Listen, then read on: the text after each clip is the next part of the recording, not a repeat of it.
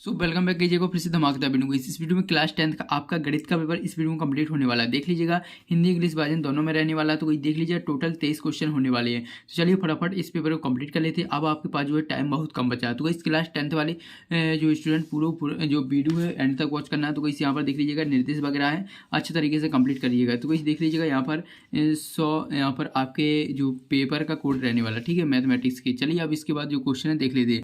इसके बाद चलिए नेक्स्ट पेज पे चलते हैं। नेक्स्ट पेज देख लीजिएगा। इसके बाद नेक्स्ट पेज आ जाता है, तो वही नेक्स्ट पेज देखेंगे। तो वैसे रहा आपका नेक्स्ट पेज। तो वही इसमें क्वेश्चन देख लीजिएगा। क्वेश्चन ये रहे, चलिए थोड़ा जूम कर देते हैं ताकि जो पेपर है आपको साफ साफ दिखाई दे।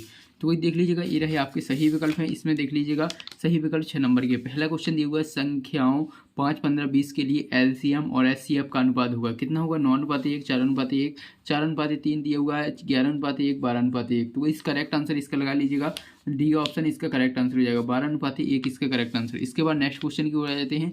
नेक्स्ट क्वेश्चन है आपका, रेखीय बहुपद ए एक्स प्लस बी का शून्यांक होगा। तो इस 1/b हो जाएगा, a/b हो जाएगा, या b/c, या -b/c, या ab। तो इस करेक्ट आंसर क्या हो जाएगा? -b/c इसका करेक्ट आंसर हो जाएगा। इसके बाद चलिए नेक्स्ट देखेंगे। नेक्स्ट है आपका तीसरा क्वेश्चन।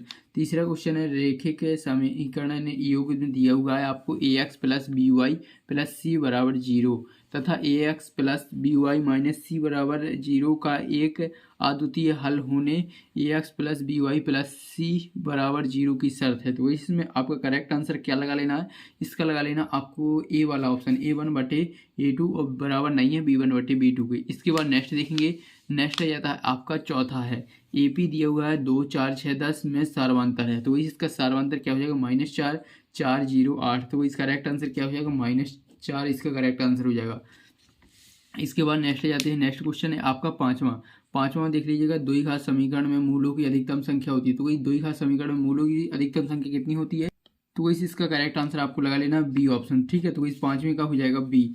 इसके बाद जाता है छठवां, किसी त्रिभुज के शीर्ष 4, 3, 2, 3 तथा -3 और 6 है, तो उसके केंद्रक के निर्देशांक होंगे कितने होंगे? -1, 1 या 1, 2 या 1, 1, -1 और 2 या -2। तो इस करेक्ट आंसर इसका हो जाएगा बी ऑप्शन, 1 और 2। तो इसी आपके देख लीजिए करेक्ट आंसर कंप्लीट हो जाते हैं क्वेश्चन नंबर 6वां तक। इसके बाद जाते हैं इंग्लिश मीडियम वाले स्टूडेंट, देख लीजिएगा जो भी इंग्लिश मीडियम में स्टूडेंट हो तो वही देख लीजिएगा, ठीक है। इसके बाद चलिए नेक्स्ट पेज पे चलते हैं। तो वही नेक्स्ट पेज आ जाता है आपका, यहाँ पर देख लीजिए रिक्त स्थान भरना। चलिए रिक्त स्थान देखेंगे आपके, वही देख लीजिएगा रिक्त स्थान है आपके, फटाफट देख लीजिएगा।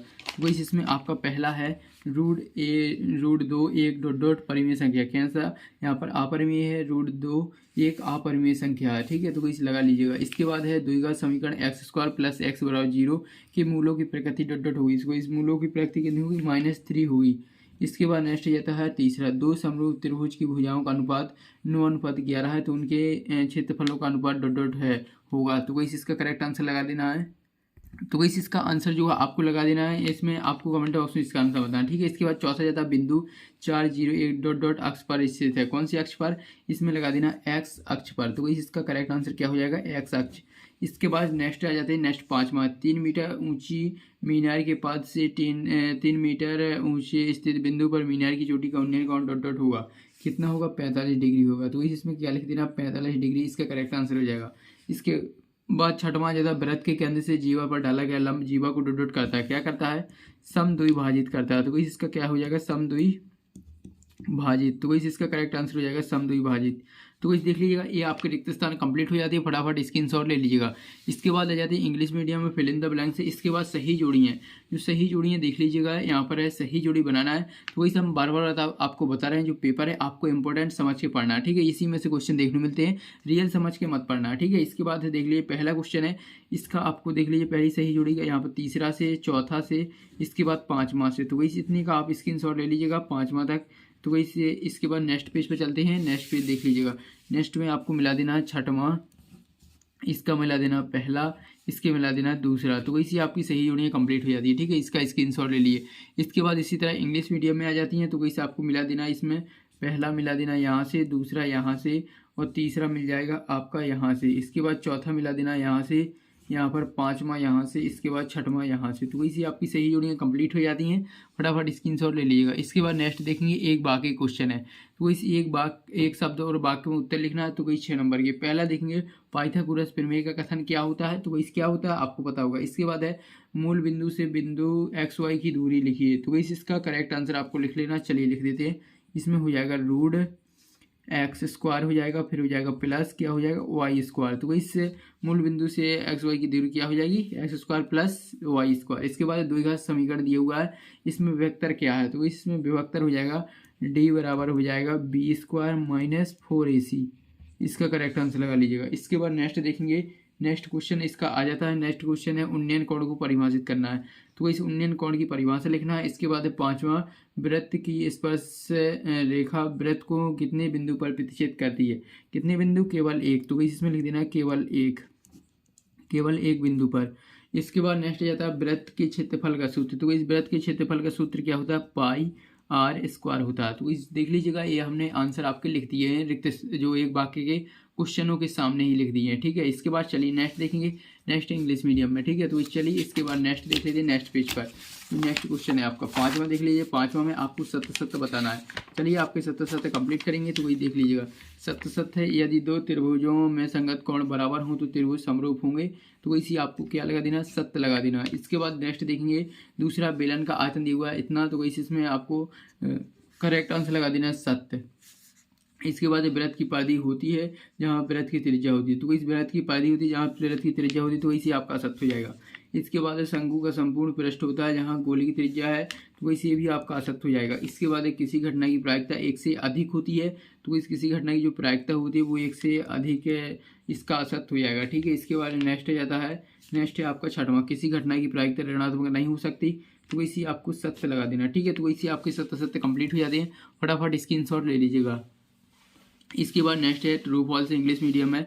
इसके बाद आता है 6वां प्रश्न। तो कोई 6वां देख लीजिए। संख्या यहाँ पर 3825 को आवाजी गुणनखंड के गुणनफल के रूप में व्यक्त करना है। चलिए इसके बाद नेक्स्ट देखेंगे। नेक्स्ट जाता है इसका अथवा में सिद्ध कीजिए कि 3√2 एक अपरिमेय संख्या। ठीक है। तो इसी आपका इसका अथवा हो जाता है। इसके बाद आता है 7वां। तो कोई जल्दी से आप 7वें का स्क्रीनशॉट ले लीजिए। ये रहा इसका अथवा। इसके बाद दिया हुआ है 8वां में देख लीजिए क्या है, द्विघात बहुपद ज्ञात कीजिए जिसके शून्यांकों के योग और गुणनफल क्रमशः 5 और 3 है। इसके बाद है द्विघात बहुपद दिया हुआ है। चलिए इसका स्क्रीनशॉट ले लीजिएगा। ठीक है। इसके बाद नेक्स्ट देख लेते हैं। तो इस नेक्स्ट पेज पर जाते हैं 9वां। तो इस 8वां के बाद 9वां है। 9वें का स्क्रीनशॉट ले लीजिए। 9वां का अथवा है। इसके बाद देखेंगे 10वां। तो इसी रहा 10वां प्रश्न देख लीजिएगा। 10वां के बाद इसका अथवा देखेंगे। चलिए इसका अथवा देख लीजिएगा। इसके बाद रहता है 11वां, निम्नलिखित स्थिति को गणितीय रूप में व्यक्त करना है। इसके बाद देख लीजिएगा ये रहा आपका इसका क्वेश्चन। तो वही 2 क्रमागत धनात्मक पूर्णांकों का योगफल दिया हुआ 306। हमें पूर्णांकों को ज्ञात करना है। ठीक है। अथवा दिया हुआ गुणनखंड विधि से समीकरण को हल करना है। इसके बाद देखेंगे आपका 12वां है ऐसे प्रथम 10 धनात्मक पूर्णांकों का योग ज्ञात कीजिए जो 5 से विभाज्य हों। ये इसके बाद देखेंगे आपका नेक्स्ट 13वां है। तो 13वां का स्क्रीनशॉट ले लीजिए। 14वां है। चलिए इसके बाद नेक्स्ट पेज पर देख लेते हैं। 14वां का अथवा देख लीजिएगा। इसके बाद नेक्स्ट देखेंगे 15वां। तो इसी रहा 15वां का अथवा है। 16वां देख लीजिएगा। 16वां का अथवा है। इसके बाद देखेंगे 17वां। तो इसी रहा 17वां का अथवा। तो इसे हमने 12 बताया आपको 17वां का अथवा है। इसके बाद में 12 बताया कि जो पेपर है रियल समझ के मत पढ़िएगा, इम्पोर्टेंट। ठीक है। Only important. इसके बाद 18वां का अथवा है। इसके बाद देखेंगे 19वां क्वेश्चन। तो वैसे रहा 19वां का अथवा है। इसके बाद देखेंगे 20वां। तो वैसे रहा 20वां देख लीजिएगा। यहाँ पर 20वां का अथवा। तो वैसे क्वेश्चन जो है मिसप्रिंट भी हो सकते हैं। इसके बाद 21वां का अथवा है। इसके बाद है यहाँ पर 22वां है। तो वैसे रहा 22वां का अथवा है। 23वां है। तो वैसे रहा 23वां का अथवा देख लीजिएगा। ये रहा आपका 23वां का अथवा। तो वही इस तरह जो आपका पेपर है कम्प्लीटली पूरा हमने क्वेश्चन बता दिए। तो वही इससे जल्दी से आप सभी स्टूडेंट वीडियो को लाइक एंड चैनल को सब्सक्राइब